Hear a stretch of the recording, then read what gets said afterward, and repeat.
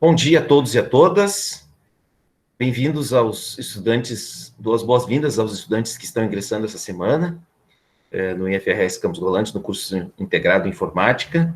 Dizer para vocês que vocês certamente fizeram uma das melhores escolhas em termos de formação para a vida educacional de vocês, para a trajetória formativa de vocês.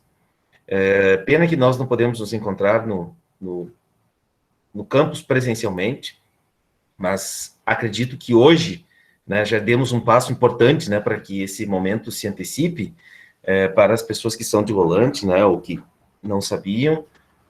Hoje começou a vacinação dos professores, né, nós já temos professores do IF que estão se vacinando nesse momento, começou a partir das 8 horas da manhã. Então, acredito que quando nós tivermos aí fechado já um ciclo de vacinação dos professores, um número maior de pessoas e famílias já vacinadas, né, nós não tardaremos para nos encontrarmos presencialmente.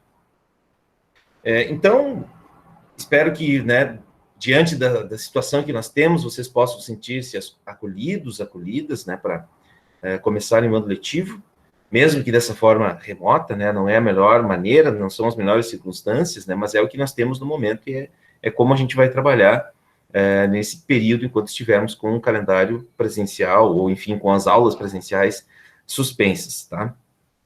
Então, eu sou o professor Tadeu Ramos, eu sou professor de filosofia do campus, eu trabalho em todos os cursos técnicos integrados, tá? Do primeiro ao quarto ano, né? Eu moro aqui na cidade de Passo Fundo, estou falando daqui agora, nesse momento, né? Minha cidade que já fazem 12 anos que eu moro aqui, né? O período que a gente tem aulas presenciais, eu passo a semana aí, final de semana eu volto para cá, né? Tenho minha família aqui, tenho os meus filhos, minha mulher aqui trabalha aqui, é professora também, né? Então, a gente estamos começando esse ano, então, né, dessa forma, né, mas é o que, diante do cenário, me parece ser também o mais seguro, né, além de nós tentarmos fazer o melhor possível, né, a gente, por mais que talvez não seja, né, a melhor maneira da gente trabalhar com aula, certamente vocês não vão ouvir que na escola do Instituto Federal teve contaminação por coronavírus, né? Como a gente já ouviu em outros lugares, né? Escolas que tiveram que fechar, professores que acabaram até se contaminando e acabaram falecendo, né? Enfim, né? Essa foi uma das escolhas, né, que o Instituto Federal fez lá desde o início do ano passado, né? Quando começou a pandemia, em março de 2020, né? Essa foi uma decisão que o IFE, né, assumiu, e vamos arcar com as consequências, no primeiro momento, pedagógicas, né, mas que, do ponto de vista da defesa da vida, né, a gente ainda podemos dizer que alunos que frequentaram, ou que são estudantes do IFE, né, não colaboraram ou os espaços do IFE não colaboraram, né, para nenhum tipo de contaminação, tá? Essa é uma medida de precaução preventiva, né? Não é a melhor do ponto de vista da formação pedagógica de vocês, né, mas é talvez no momento a mais segura. Só fazendo um comentário, não sei se foi nessa turma que eu falei, né, mas se eu falei, vou repetir porque tem muita gente nova que está chegando aqui agora, né. Já teve outras pandemias como essa, né, já teve outros momentos que os estudantes não puderam ir para a escola. Para vocês terem uma ideia, assim, houve lugares que os estudantes não tinham como frequentar a escola e ou tinham as aulas por rádio, né? Imagina, né, você fazer aula por rádio, né. Eu vi que não seria também um absurdo, né, poder fazer isso no Brasil, né? Portugal fez uma experiência muito interessante, né? Portugal deu aulas na TV aberta, né? Os professores produziam as suas aulas e os canais de TV reproduziam as aulas daquele lugar, né? Ao invés de você ter lá, por exemplo, o Globo Esporte, não que eu não gosto de esporte, né? Só estou dando um exemplo, né? Ao invés de você ficar assistindo as notícias dos times de futebol, né, você estava assistindo às aulas dos seus professores, né? Portugal fez isso. Acredito que até está fazendo agora, ainda deve estar fazendo agora. Como nós aqui no Brasil, a gente, né, tem certas, inclusive, restrições com a própria ideia, né, de que as pessoas precisam estudar, né? Isso, óbvio, você sabe, não aconteceu, né? Então, a gente está tendo que se virar dessa forma remota, né? Utilizando aí os meios públicos, né? E cada um tendo que se virar com a sua internet, com os seus dispositivos, né? Tentando fazer o melhor. Mas, enfim, então, né, essa introdução, assim, é para, né, só para contextualizar um pouco, né, por que a gente está fazendo isso dessa forma. Eu conversava antes, no início, com alguns estudantes novos, tá? E alguém já me perguntou, assim, já me apareceram duas dúvidas. A primeira delas, né? O primeiro questionário da semana 1.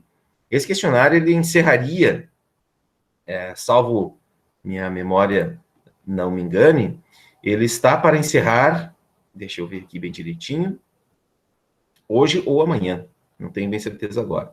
Questionário 1, ele está para encerrar, deixa eu abrir ele aqui, amanhã, às 23h59. Eu vou estender ele até segunda-feira, né, para aqueles estudantes que estão ingressando agora fazerem essas atividades, tá? E para quem não fez ainda também, né, porque o tempo regular ainda não expirou, também vai ter essa possibilidade de fazer até segunda-feira. Eu acredito que é possível fazer, né, pessoal? A gente tem aí, amanhã, a princípio, nós não temos aula, né? E sexta-feira vocês também vão ter o dia inteiro para poder fazer isso, né? Enfim, vão ter o final de semana para fazer. Eu vou projetar minha tela aqui, que eu já vou mostrar para quem me perguntou antes ali, como que a gente faz para responder como responder, né? Deixa eu só projetar minha tela, que daí a gente começa por aqui. Quando vocês estiverem visualizando, por favor, me comunique.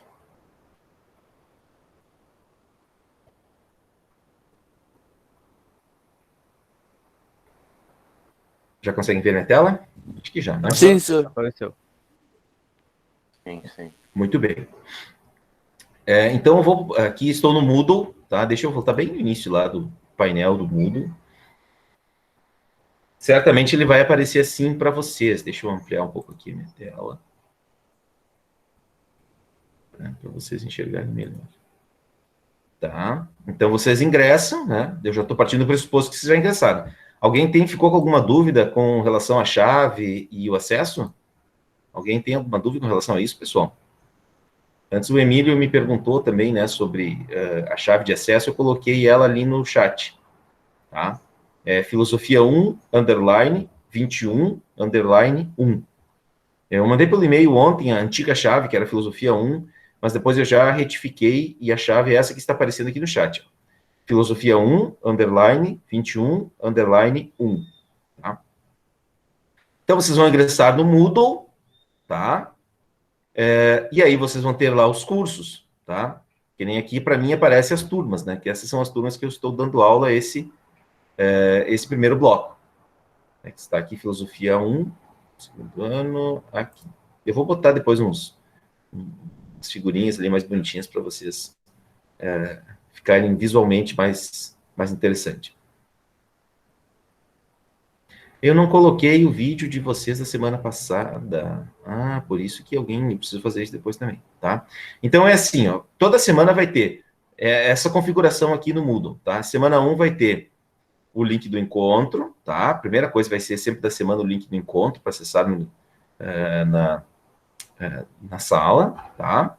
Vai ter um vídeo e leituras, tá? Então esse é o primeiro vídeo, né? Um vídeo curto, são 8 minutos, né? Pergunta aqui com o professor que responde, né? Para que serve a filosofia? Por que a filosofia? Né? Textos, né? Então aqui tem um texto, são ensaios, né? São 3 ensaios, né? De um livrinho, assim, uma leitura bem introdutória. E esse é um texto mais extenso, mais acadêmico, né? Que trata, né, desse sentido das metáforas, as metáforas socráticas, né? Que Sócrates é o principal, ou talvez um dos principais filósofos, né? E aqui o questionário. Então, quem é que foi que me perguntou antes ali, como é que faz para responder o questionário? Então, atenção agora. Só vai clicar em cima, tá? E aí vai ter, para mim aparece assim, eu não sei como aparece para vocês, tá?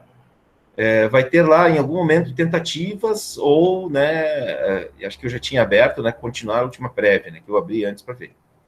E aí vai ter a pergunta e você só responde aqui, tá? Então, tem a questão 1, tem a pergunta, e aí você escreve a tua resposta, tá? Escreve no próprio Moodle, certo? Assim que você terminou, faz as 2 questões, finalizar a tentativa, ele envia, tá? E aí eu já vou visualizar eu como professor já vou visualizar, aqui já tem as tentativas que foram feitas, já foram feitas 8 tentativas, eu clico em cima e eu vou ver a resposta do estudante que, né, que enviou a sua resposta às questões, tá? É assim. Ok, sir. E daí, vamos supor que o professor tenha marcado como um PDF. Tá? Daí, como eu faria para responder? Daí eu mandaria foto por e-mail dele, ou faria o quê? É Porque tudo não pelo tem uma opção Moodle. pelo próprio Moodle de enviar, se for um PDF. Deixa eu ver aqui. Essa atividade, tu falas, ou qualquer outra Ah, atividade? pode ser qualquer uma, mas tem uma da própria disciplina, pelo que eu lembro, mais para baixo, eu acho aqui. Tem uma que é de química, daí é pra mandar pelo PDF. Sim, daí não tem Na uma opção verdade, para daí vai ser mandar. pela edição do questionário. Por exemplo, aqui, onde é que eu configuro isso agora? Aqui? Não lembro agora bem onde que é, mas eu acho que é aqui. Deixa eu ver. É aqui, ó. Ó, formato da resposta. Por exemplo, aqui, ó, eu coloquei tamanho da caixa de entrada, exigir texto. Eu sei que tem uma, ó, permitir anexos.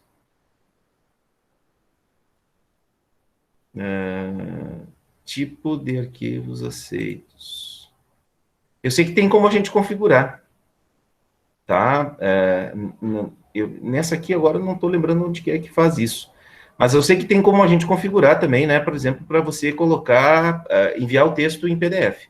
Eu acho que essa questão, né, esse formato da questão que eu fiz, ele permite só a resposta no próprio Eu vou no próprio perguntar para os Moodle, tá? Mas professores aí. tem formas, assim, que ele permite como você enviar. Mas daí, assim, ó, né, você faz o texto, Uhum.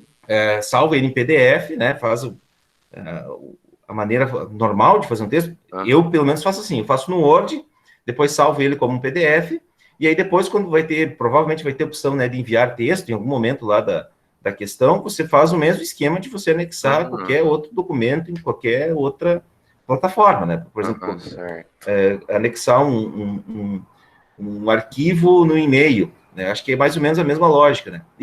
É que como eu faço o questionário, eu não consigo visualizar como estudante, tá? Eu sei que tem uma opção também como fazer isso, mas agora eu não vou lembrar como fazer. Mas é mais ou menos por aí, tá? Vai depender muito da ordem, né, da ordem que foi colocada para vocês, né? Sim, Se o sim, professor vou ver pediu com o envie por professor daí. e-mail, né? Envie em anexo. Acho que é como é que eu está falando? É o Felipe. Felipe, Eu, Felipe, sempre vou fazer os questionários para vocês responderem no próprio Moodle, tá bom. tá? Sempre vai ser assim, não vai ter assim a envie. A princípio, não, né? Eu, pelo menos, acho mais prático, pelo menos para mim, né? Eu vou deixar ali o campo para vocês responderem ali mesmo, tá? Vai ter outro questionário aqui essa semana, né? Acho que não está disponível para vocês ainda, mas vocês vão responder no próprio Moodle, né? Em nenhum momento eu vou estar pedindo para vocês enviarem nada, assim, né? Nada do tipo. Tá? Então eu vou ver com o professor da matéria Isso. daí para ele arrumar. Isso. Eu vou pedir desculpas para a turma, né? E para os estudantes que estão entrando agora, né? Porque eu não salvei, não. Na verdade, eu baixei, mas eu não coloquei aqui a gravação do encontro passado. Eu vou disponibilizar o encontro da semana passada, e daí também tem mais explicações, mais orientações lá também. Tá bom? O Moodle é isso, pessoal. Tá? Alguém ficou com alguma dúvida ainda com relação a isso? Acredito que, por enquanto, nenhuma dúvida em específico. Para os que estavam na semana passada, alguém tem alguma questão, algo que ficou, assim, que gostariam de perguntar, antes da gente começar com a aula de hoje? Eu não, senhor, tô de boa. Tranquilo? Se não temos mais questões, vamos para a aula de hoje, então.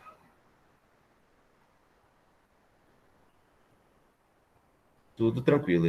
Nessa situação, a internet é a coisa que mais nos deixa na mão.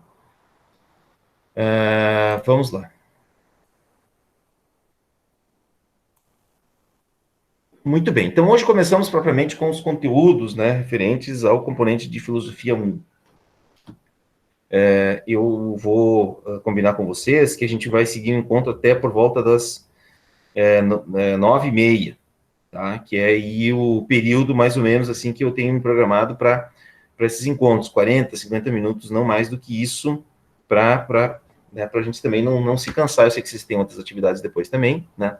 E também as leituras, eu vou considerar que a realização das leituras e o preenchimento dos questionários, isso também conta tempo, né, dos 3 períodos que a gente tem.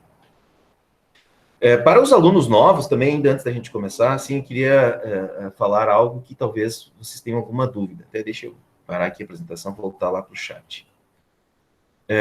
Vocês entenderam essa distribuição dos blocos? Alguém tem alguma dúvida com relação a isso? Eu vou ser breve aqui na minha explicação, e se vocês ficarem com alguma questão, a gente pode voltar. A gente dividiu esse ano de 2021 em 3 blocos.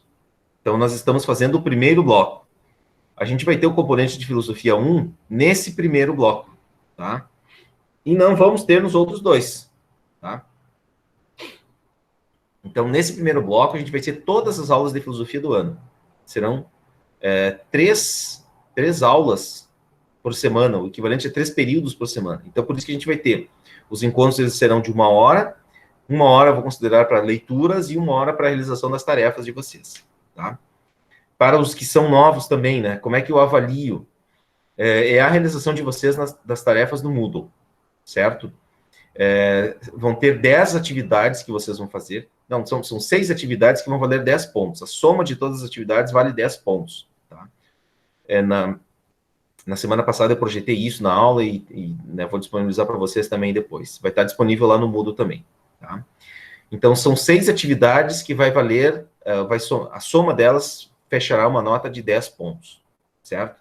É isso que vocês vão ter de fazer aí durante essas 10 semanas. Agora 9 para vocês, né? Que semana passada já foi, tá? É basicamente isso, pessoal. Então, nesse primeiro bloco, um dos componentes de vocês é filosofia condensada. Toda a filosofia do primeiro ano a gente vai fazer nessas 10 semanas, tá? As avaliações, as recuperações, exame, vai ser tudo dentro desse período aí de 10 semanas, certo? Se vocês tiverem alguma dúvida, depois quiserem entrar em contato comigo, também podem entrar. Tem um grupo de WhatsApp também que foi criado para a turma de vocês. Eu gostaria que vocês se conversassem entre a turma, né? Para vocês também, quem não entrou ainda, poder fazer parte, né? Eu vou estar liberando só, assim, horário dos encontros e o link do encontro um pouco antes da gente começar. Como, né, para quem estava no grupo já, eu fiz agora de manhã. Então, 8h25 por aí, eu vou enviar o link. Mas, assim, a princípio, os nossos encontros serão sempre nas quartas-feiras, das 8h30 às 9h30, tá? Então, a gente vai ter esse momento de aula, tá? Até aqui, pessoal, tudo bem? Alguma pergunta? Algo que vocês gostariam de questionar?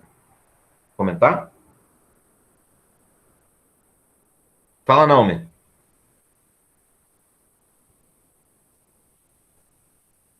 Quem levantou a mão? Alguém levantou a mão? Que eu não vi.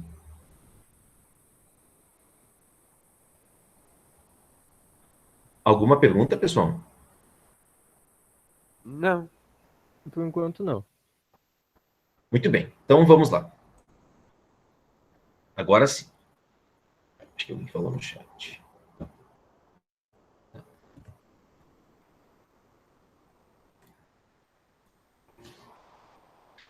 Bom, então, aqui está o meu e-mail, né? Tadeu.ramos, né? Para quem tiver alguma dúvida, quiser entrar em contato comigo, tá?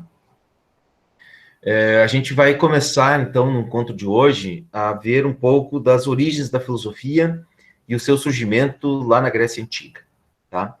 Esse título, né, ele tem uma finalidade muito didática, né?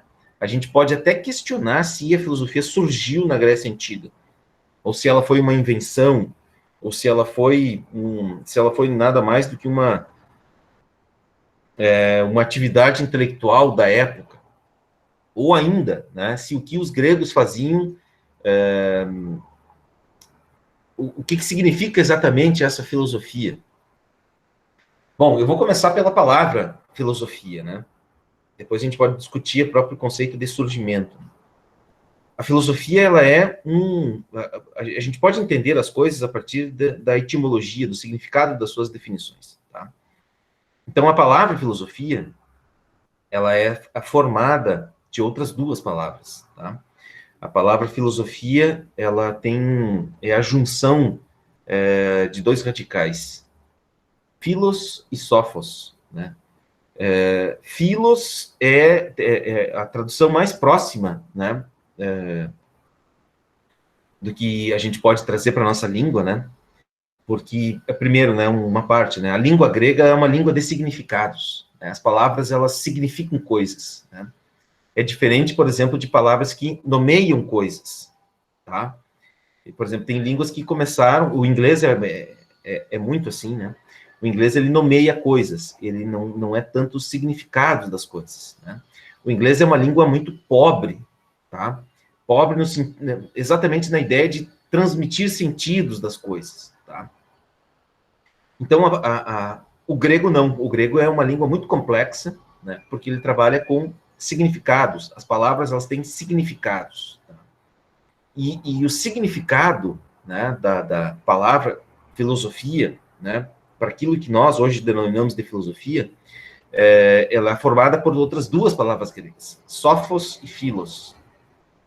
Philos, a tradução mais próxima do que nós entendemos hoje na língua portuguesa, o que poderia ter um sentido para nós na língua portuguesa, é amor fraternal, ou também alguns dizem amizade, filia, né? Filia vem de amizade, né? De amor fraterno. O que é o amor fraterno? É o amor que sentem irmãos. É o amor que sentem, é um amor, não aquele amor erótico, de eros, né? Mas é o amor de philos. Philos é aquele amor que os irmãos sentem pelos outros, que os pais sentem pelos seus filhos, né? É um amor que não envolve a paixão, né?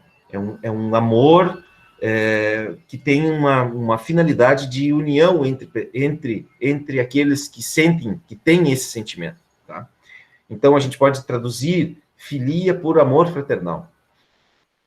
E Sophos, ainda antes de entrar para o Sophos, né? A filia tem a ver com a ideia de aproximação, né? De aproximação, de sentir algo por quem está próximo, tá? E Sophos, a palavra mais próxima, né, do sentido grego que tem para nossa língua hoje, para o português, é a palavra sabedoria, né? Ou saber, tá? Então, o sentido de filosofia, no seu surgimento, tem a ver com aquele que sente um amor fraternal pela sabedoria, tá? Não é o sábio, não é isso, né? Não é aquela pessoa que simplesmente ama, mas é aquela pessoa que tem vontade de estar perto daquilo que de mais elevado tem, que é o saber, tá? Então, a gente não pode dizer que filosofia, nesse sentido, ela é uma ciência, né? Porque a ciência tem um método bem específico, ainda mais a ciência contemporânea, né? A filosofia, lá no seu contexto grego, que é esse que a gente vai começar a estudar na aula de hoje, ela tem esse sentido. Ela tem a ideia de, assim, olha, eu preciso me aproximar de algo que é mais elevado que a minha condição natural, empírica aqui. É se aproximar de algo que vai me trazer uma satisfação sem nenhuma pretensão, porque é isso que acontece é o resultado do amor entre pais e filhos, do resultado do amor entre irmãos, né? Não há cobrança, diferente, por exemplo, do amor erótico, né? Em que há um desejo, assim, aquela relação mais carnal, algo movido pela paixão, pela desmedida. Não é isso, né? A filosofia é esse amor, é essa vontade de estar próximo da sabedoria, né? Bom, só que para a gente chegar nesse ponto, né, nesse momento bem específico na Grécia Antiga, num determinado contexto, que eu vou datar aqui do século VII a.C., até o século IV, que é o recorte histórico que a gente vai estudar, os filósofos dessa época, desses 300 anos, é óbvio que a gente não vai estudar todos eles, mas talvez os mais importantes, né, e as suas diversas tradições. Esse período aí, ele surgiu derivado já de algo que existia na época, tá? E aqui vem a pergunta que vai nortear o nosso primeiro encontro, tá? O que fazer quando nós não temos respostas para as nossas perguntas, né? O que a gente faz quando a gente não tem uma resposta por uma pergunta que nos incomoda, nos assola cotidianamente, né? Que nos deixa perturbado. O que a gente faz quando a gente não tem uma resposta para essa pergunta que a gente se faz? O que a gente faz, né? Vocês, o que vocês fazem quando não temos respostas para as nossas perguntas? Eu gostaria que vocês ficassem com essa pergunta, se alguém quiser falar agora, pode falar agora, mas essa é uma pergunta que ela deve nos orientar durante todo o encontro de hoje, né? O que a gente faz quando nós não temos respostas para as nossas perguntas, tá? Se alguém quiser comentar alguma coisa, quer falar, o que a gente faz assim? Eu não tenho uma resposta para uma pergunta qualquer. O que eu faço? O que eu faço quando eu não tenho uma resposta para a minha pergunta? O que vocês fazem? Alguém comentou alguma coisa no chat? Vamos ver. O que vocês fazem quando... Eu ergui a mão, sir. Fala, Matheus. Bom, basicamente, o que eu faço se eu tenho alguma dúvida, eu pergunto para alguém que eu acho que saiba. No caso, se eu tenho alguma dúvida de algo jurídico, coisa assim, coisa mais de adulto, assim, negócio de lei, essa coisa, pergunto pro meu pai, porque sabe mais isso que eu, tá acostumado a mexer com mais papelado do que eu. Caso ele não saiba, eu e ele, a gente pesquisa no Google, lógico, a gente vai no dicionário, entra em algum site legislativo e pesquisa o que isso significa e o que pode afetar a nossa vida, no caso. Daí a gente meio que discute, argumenta sobre o assunto e vê se é plausível. O Arthur está dizendo que também faz isso. Busca uma resposta. Eu posso tentar resumir a resposta de vocês em buscar uma resposta em alguém que pode saber mais do que eu. É isso aí. E aí eu faço um arrazoado das informações que eu obtive e eu vou, né, procurar tirar as minhas próprias conclusões. O Matheus falou assim, olha, eu vou perguntar para o meu pai, que ele é um adulto que talvez saiba mais do que eu, né? Bom, a gente poderia fazer uma série de outras perguntas a partir das respostas de vocês, né? Quem são as pessoas que a gente confia para ouvir as respostas das nossas perguntas, né? Por que a gente acha que elas são as pessoas que têm as respostas para as nossas perguntas? Poderia fazer uma pergunta nesse sentido, né? Talvez, né, não sei se isso já aconteceu com vocês, né? Mas às vezes as respostas que a gente obtém, elas vão gerar outras perguntas, talvez mais profundas, né? Esse processo de fazer perguntas e obter respostas, ele vai gerando esse processo de perguntar e de questionar e de duvidar, ele vai gerando o quê? Um hábito de colocar em questão aquilo que está à nossa volta, tá? Muito bem. Algum comentário mais sobre isso? Alguma resposta mais? Se não, fiquem com essa pergunta e a gente vai dar um passinho a mais aqui na nossa discussão. Muito bem, exatamente. Eu queria, antes de passar para o próximo slide, tentar situá-los. Eu devia ter colocado aqui isso, mas enfim, se vocês olharem um mapa mundi, né, está lá até hoje, né, assim, essa mesma configuração geográfica, né, a gente tentem imaginar, assim, a Europa, pensem lá agora no continente europeu, onde hoje é a Europa, né, essa região mais próximo da Itália, desculpa, da Turquia, da Grécia, geograficamente esse lugar, como que ele é? É formado por muitas ilhas, né? Muitas ilhas e o continente é próximo das ilhas, tem os mares, tem muitas montanhas, é uma região de mares com muitas rochas, né? E montanhas no meio do mar, assim, tá? A gente pode dizer assim que é um mar que ele não é muito profundo. Esse mar, eu não esqueço o nome do mar que banha essa região ali agora. E essa região ali também fica próximo do norte da África, onde é o Egito, e era talvez a civilização mais entre aspas, né? Mas provavelmente para aquele contexto, daquela época, certamente era mais desenvolvida, né?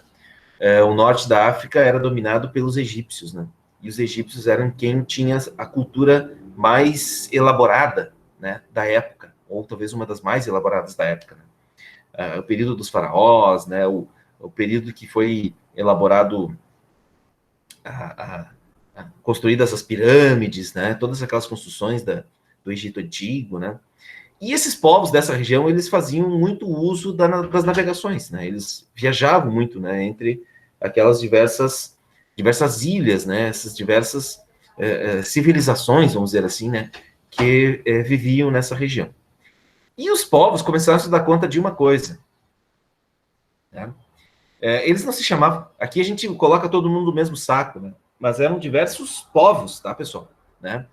Os povos, eles habitavam determinadas regiões. Então, ali tinha Jônia, tinha Trácia, tinha Lídia, tinha Esparta, tinha Atenas, tinha Troia, tinha, enfim, várias cidades-estados, vamos dizer assim, né? Não era essa ideia de cidade-estado, ela também já é da Grécia clássica, né? Do século V a.C. Mas haviam territórios e pessoas que moravam naquele lugar e que tinham seus exércitos, e eles se denominavam, né? Cada lugar tinha os seus reis, né? Os seus exércitos, né? E eles, durante tempos, viviam em paz, mas durante tempos viviam em conflitos. E, às vezes, eles precisavam viajar.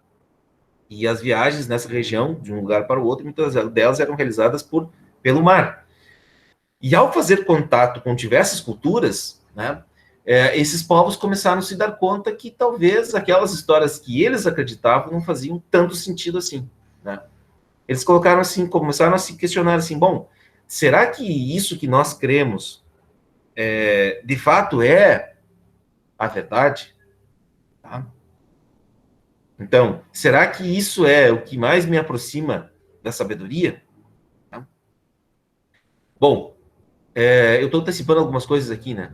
Mas durante muito tempo predominou nesses povos, os lídios, os da Jônia, os do norte do sul da Itália, os povos que hoje, por exemplo, os lídios, que é onde hoje é a Turquia, né?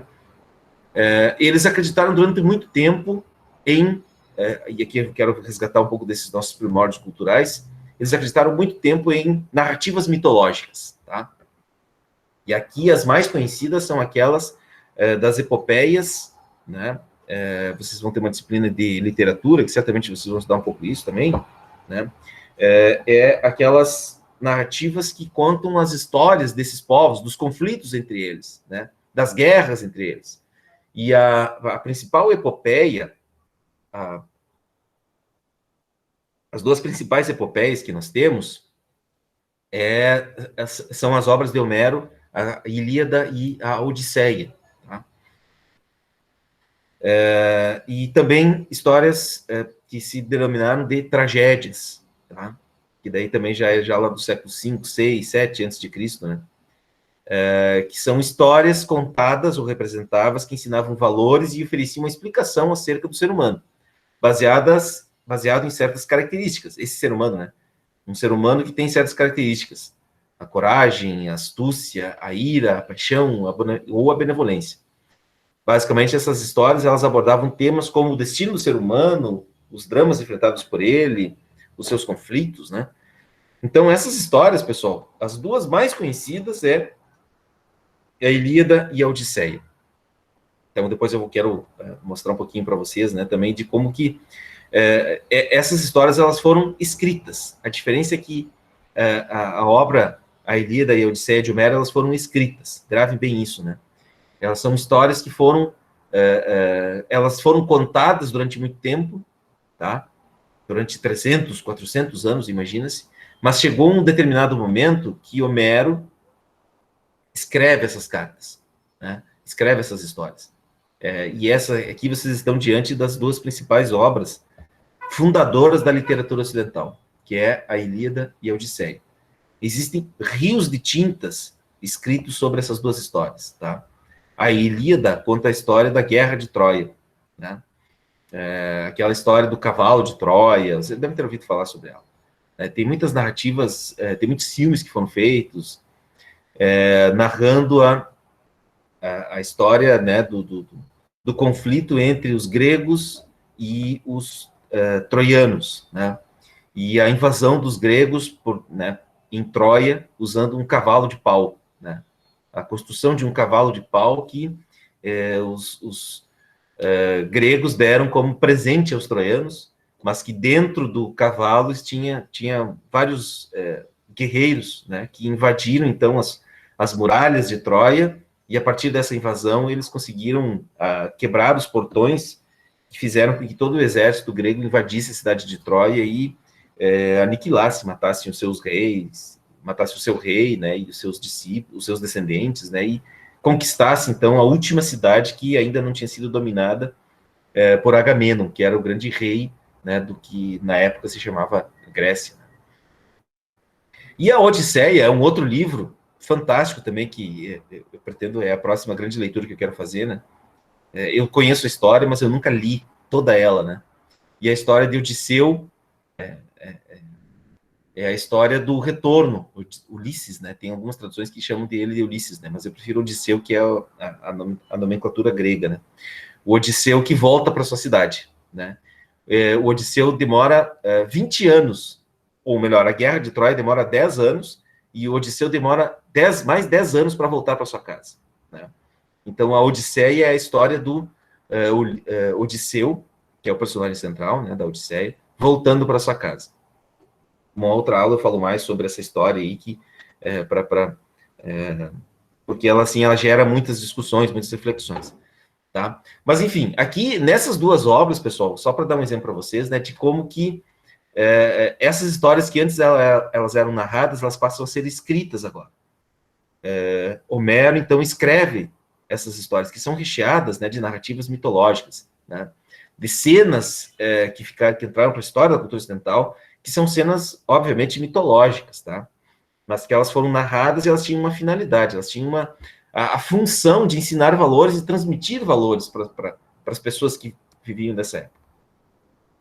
Essa forma de transmitir valores por meio da contação de histórias, ela é o primórdio do que hoje a gente chama de educação, né? E o que é a educação, né? A educação é um processo de construção do ser humano de forma consciente e dirigida. Essas narrativas mitológicas, elas foram as primeiras formas de transmitir valores para as pessoas, né? De ensinar coisas para as pessoas, tá? Hoje, vocês estão na escola, estão tendo aula, né? Nós estamos ensinando a cultura para vocês por meio desse espaço, hoje pela tela, né? Mas quando voltarmos presencialmente vai ser na sala de aula. Vocês estão acessando a cultura ocidental, a nossa história, por meio das aulas que os professores dão para vocês. Nesse tempo aqui, o processo de formação dos seres humanos, ele era feito de forma consciente e dirigida por meio das narrativas de histórias, né? Se transmitiam valores, se ensinavam explicações, diferente, por exemplo, do que o Matheus falava, de que ia perguntar para alguém e buscar insights. Essa é a forma da gente aprender coisas hoje. Quando nós não temos respostas, nós vamos perguntar, vamos pesquisar, perguntar para especialistas, pesquisar em meios, né, de informação.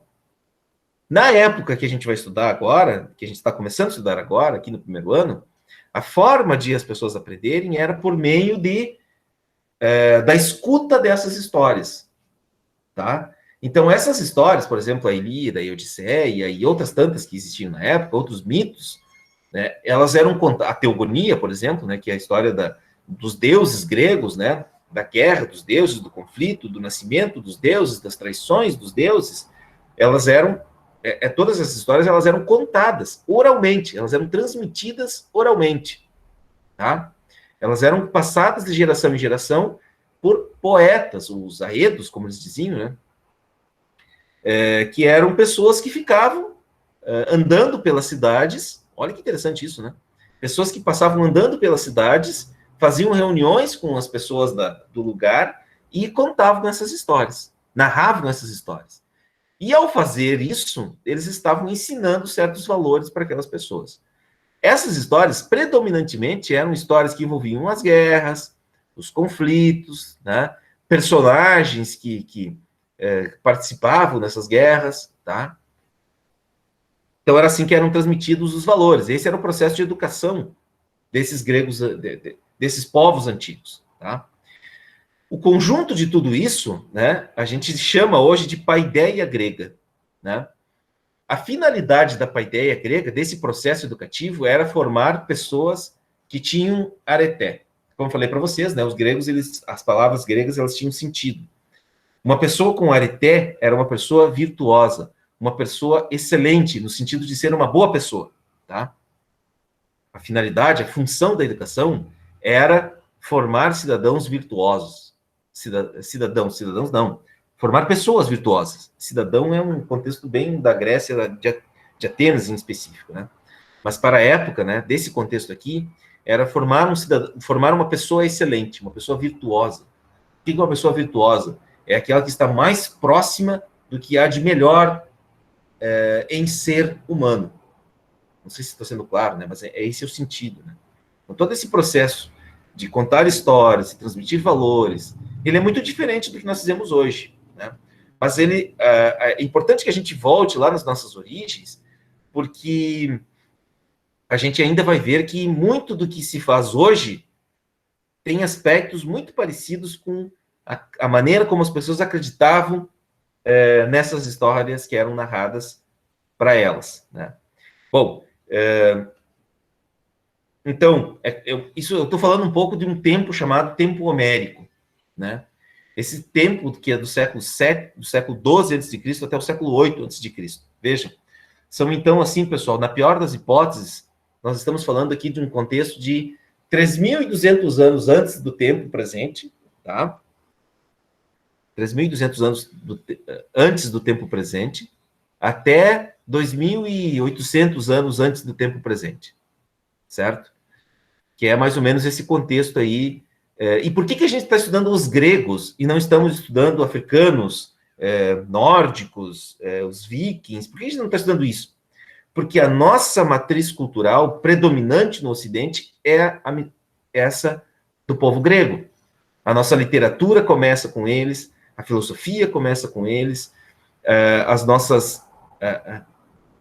a nossa forma de ser, que está presente até hoje, é essa. É claro, eu não quero desmerecer outras culturas, outros povos de outras nações. A gente poderia estar fazendo aqui um estudo sobre mitologias indígenas, mitologias africanas, a gente poderia estar fazendo vários outros estudos sobre diferentes outras formas mitológicas, né? Mas é essa forma que predominou e que talvez é a que mais impactou na nossa forma de ser, na nossa forma de ser humano mesmo, tá? Então, por isso que a gente tem que conhecer um pouquinho mais sobre ela. Então, nesse período aqui, ó, de 3.200 anos atrás até 2.800 anos atrás, predominava uma concepção mítica do mundo, tá? E o que é uma forma mítica de compreender o mundo? É você acreditar naquilo que alguém diz pra gente, tá? Lembra da pergunta inicial do encontro? O que nós fizemos quando nós não temos respostas para as nossas perguntas? Nesse contexto aqui da mitologia grega, desse contexto chamado tempo homérico, predominaram as narrativas míticas do mundo, né? Elas tinham a função de resolver, explicar, enfrentar um problema, drama da humanidade, né? É mais ou menos assim. Bom, quando eu não tenho uma resposta, eu acredito em algo que alguém me diz, tá? Basicamente isso. Vocês não acham isso um pouco atual? Vocês não acham que existe isso ainda hoje, né? Quando eu não tenho uma resposta, bom, então eu vou acreditar em alguma coisa, né? E aí cessa a minha dúvida, né? Por isso que eu disse, né? A gente precisa compreender o funcionamento, as narrativas míticas, para a gente parar e pensar assim, bom, mas eu acho que ainda hoje existem pessoas que fazem isso. Não sei vocês, né? Mas eu conheço pessoas que acreditam em mitos, né? Tem pessoas que acreditaram, né? E ainda acreditam, né? Em figuras míticas. Isso ainda defendendo de todo o espectro, de qualquer natureza, né? Saem defendendo histórias que são fantasiosas, tá? Que tem evidências que demonstram que, na verdade, a gente pode estar sendo enganado, né? Mas pessoas acreditam nisso, tá? Nessa época, essas narrativas míticas, elas eram passadas por essa figura aqui, ó, o poeta Rapsodo, que ele narrava esses mitos, né? Qual é que eu estou falando bastante dessa questão aqui, ó, né? De tentar explicar, compreender os dramas humanos. Mas tem um outro detalhe bem importante, ó.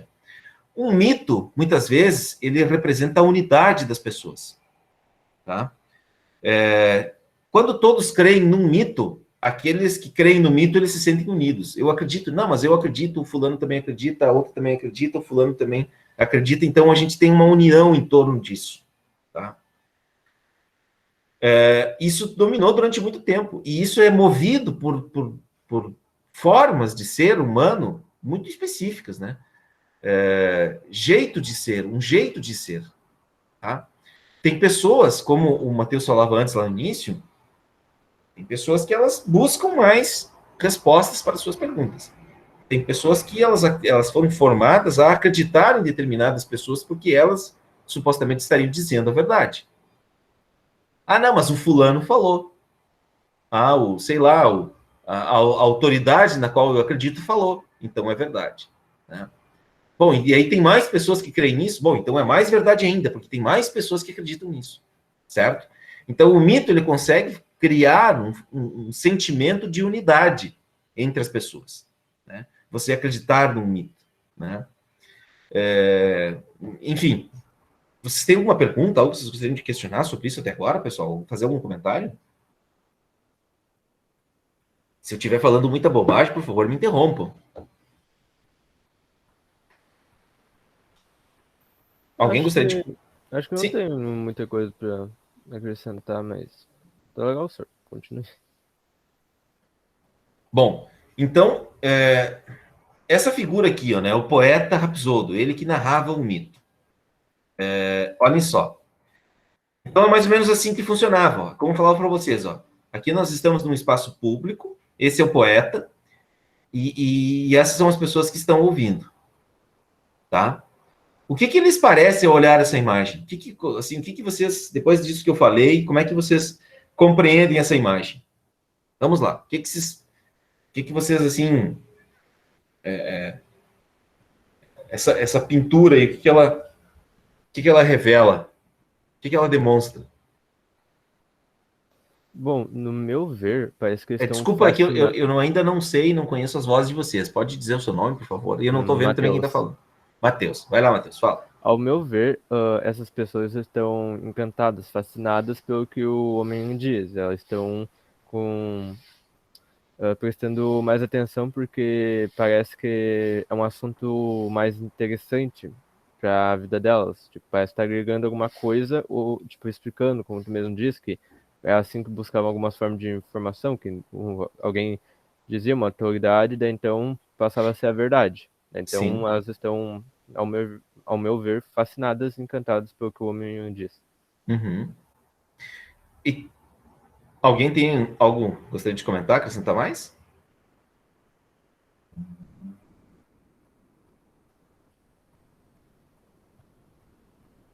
Vocês percebem, assim, ó, vou acrescentar um detalhe a mais, né? O Matheus falou assim, chamou atenção para o fascínio, né, das pessoas. Vejam, ó, aquelas que nós estamos visualizando os olhos, elas estão com um olhar atento, né, ao poeta. Essa pessoa aqui está com um olhar também, né? Veja, essa aqui chega a estar assim, ó, debruçada, deitada, né, prostrada, né, para ouvir o que ele está dizendo. O que significa isso, será, pessoal? Que eles estão gostando de ouvir o que ele tá falando? Sim, sim. Que eles estão interessados a ouvir. Também, sim. Mas tem mais um símbolo aí, ó. Que assim que, ó, olhem bem.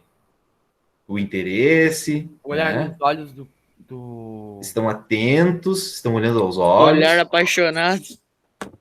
Lembra que eu falava antes também, né? E tem tem algo mais assim, mais encantador ainda de tudo isso, que os poetas eles invocavam as ninfas, né? As musas inspiradoras para os seus discursos. Então, antes deles começarem a contar as histórias, eles invocavam, né, as musas inspiradoras, né? E ela que, na crença deles, né, era ela que inspirava o poeta a narrar as histórias. Olha que interessante isso. Mas eu queria chamar a atenção um outro detalhe. Estava esperando o vídeo de vocês, mas ainda não veio, mas isso é muito significativo. Olhem a posição, assim, a posição que eles estão, né? O poeta está numa posição de mais destaque, né? Ele está mais alto que as pessoas, ó. Estão vendo? Né? Quando vocês veem vamos dizer assim, um mito, um narrador mitológico falando hoje, ele vai estar falando da onde?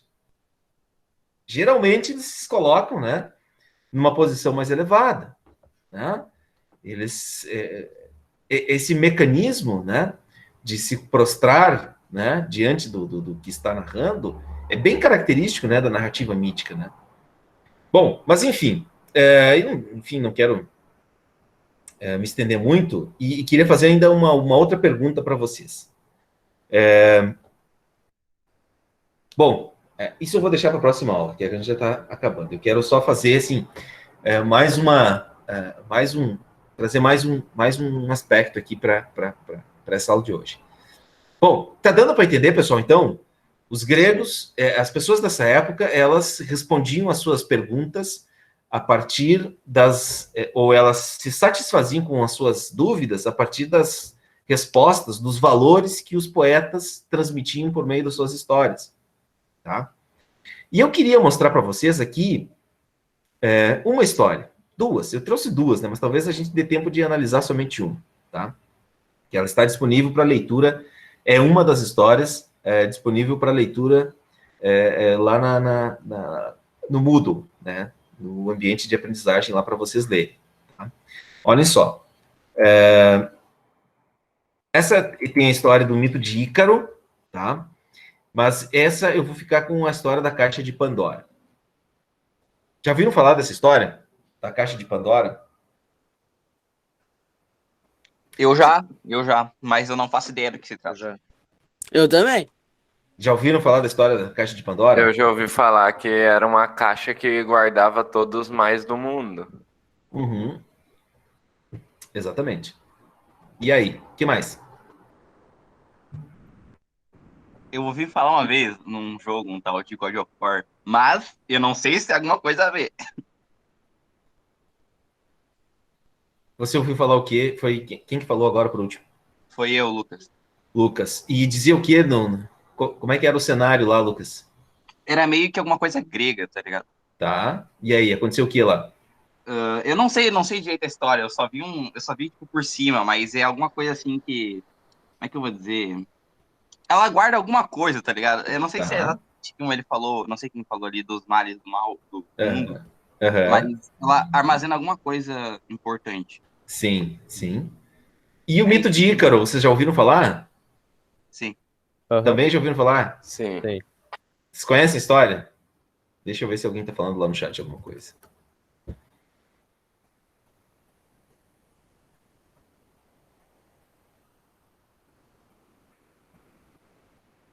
Ah, tá.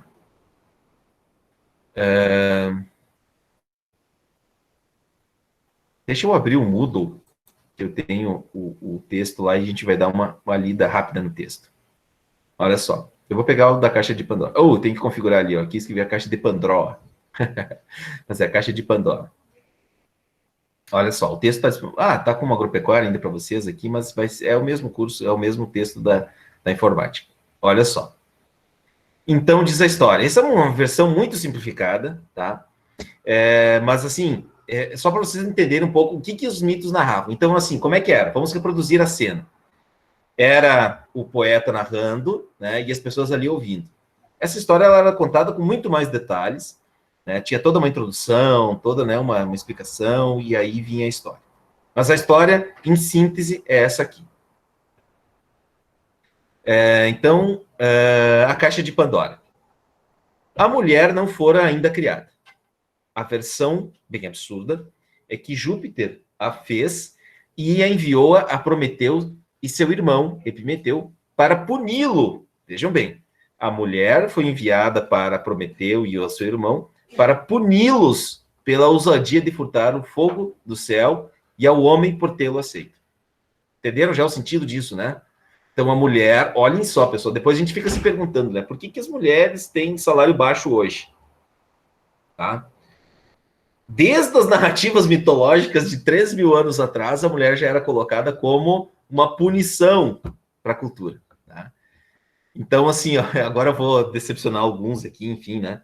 Eu sou totalmente a favor, né, das lutas do movimento feminista, eu defendo realmente isso, né?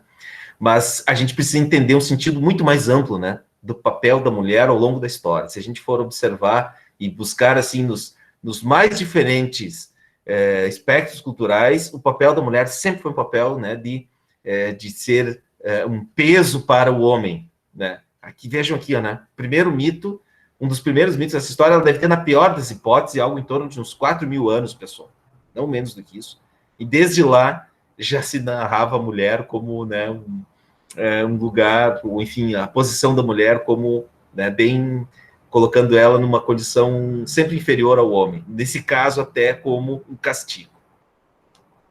Então, seguindo. A primeira mulher chamava-se Pandora. Foi feita no céu e cada um dos deuses contribuiu com alguma coisa para aperfeiçoá-la.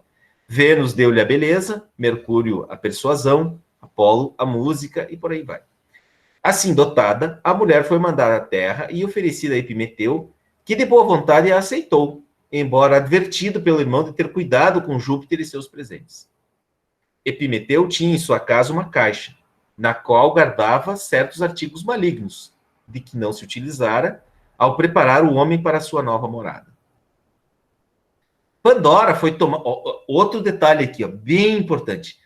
Pandora foi tomada por intensa curiosidade de saber o que continha aquela caixa.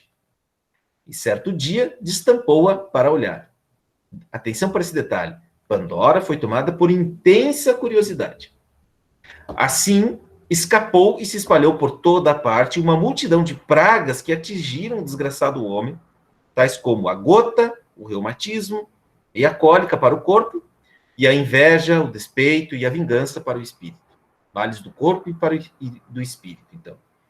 Pandora apressou-se em colocar a tampa da caixa, mas infelizmente escapara todo o conteúdo da mesma, com exceção de uma única coisa que ficara no fundo e que era a esperança. Assim, sejam quais forem os males que nos ameacem, a esperança não nos deixa inteiramente, e enquanto a tivermos, nenhum mal nos torna inteiramente desgraçados. Então vejam bem, aqui uma versão simplificada, a história é muito mais longa, muito mais cheia de detalhes, muito mais rica, né, nos seus meandros, tá? Mas o que para a gente finalizar o encontro, então, pessoal? O que essa história ela nos mostra? Duas coisas, assim, que eu gostaria de chamar muita atenção. A primeira delas, o próprio papel da mulher, né? E o segundo, a origem de todos os males que acontecem no mundo é o que, pessoal? A partir dessa história. Respondo, por favor. Vamos lá. Qual que é a origem de todas as pragas e todos os males, tanto do espírito como do corpo? A curiosidade que a Pandora teve por abrir a caixa. Exatamente. Então, vejam bem, que tipo de mensagem essa narrativa ela transmite? Que a curiosidade pode ser um dos piores dos males? Exatamente. Que não é bom ser curioso. Olha, não vamos ousar tanto nas nossas perguntas, né? Não vamos ser tão questionadores, não vamos ser tão... Porque vocês viram o que aconteceu, né? Na história, né? Imaginem a cena, né? A gente tem que imaginar esse poeta aqui narrando essa história, tá? É isso que isso tem que ficar da aula de hoje, né? É esse poeta aqui que está narrando essa história para essas pessoas. Então, olha só, elas estão tomadas por intensa curiosidade, mas não é porque ele é um bom orador, ou porque ele é bonito, enfim, qualquer outra coisa que a gente venha dizer, apesar de fazer isso, com certeza também. Mas elas estão admiradas com a história que ele está contando.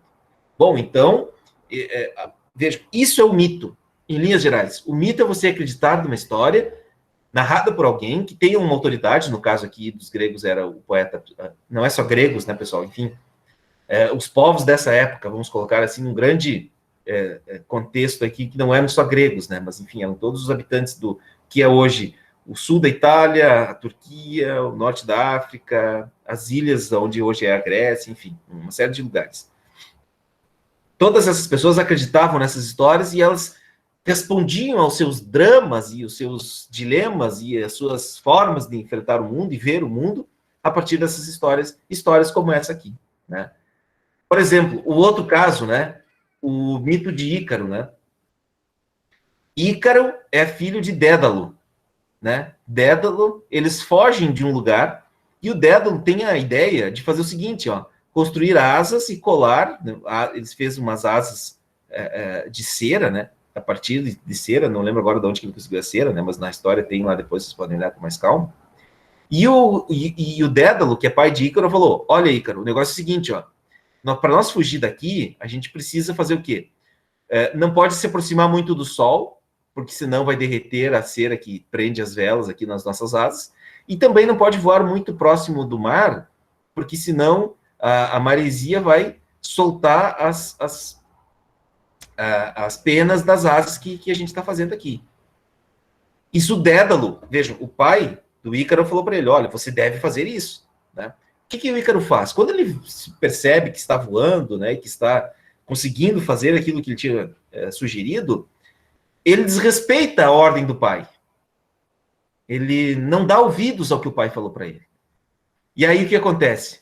Ele voa mais perto do sol, e quando ele voa perto do sol, as penas começam a cair, e aí ele baixa e fica mais perto do mar, e daí as penas começam com a maresia a cair cada vez mais, e ele acaba caindo no mar, né? Então vejam, o que isso tem a ver? Que mensagem essa história nos ensina? Respeitem o que os pais de vocês dizem para vocês, né? Sigam as recomendações dos mais velhos. Então vejam bem, essas histórias, tem várias outras histórias que a gente poderia citar aqui, mas todas elas têm tem uma palavra, né, na língua portuguesa que é as fábulas, né, colaboraram para difundir elas, né? Moral da história, né? Qual é que é a moral da história? É mais ou menos isso que acontecia também com as narrativas míticas lá da Grécia Antiga, tá? Bom, pessoal, eu acho que era isso, né? Teria muito mais coisas que eu queria falar para vocês. Enfim, tem vários outros mitos. Na próxima aula eu quero falar um pouquinho sobre Ulisses, né? Porque daí com Ulisses e com Homero a gente já vai ter uma forma um pouco diferente. O mito de Sísifo também é bem interessante, mas na próxima aula aí a gente volta com mais atenção para esse primeiro momento aqui, né, da filosofia. Onde é que eu estou aqui? Deixa eu me localizar aqui. Algum comentário, pessoal? Alguma pergunta? Algo que vocês gostariam de falar, de perguntar? Temos 1 minuto ainda.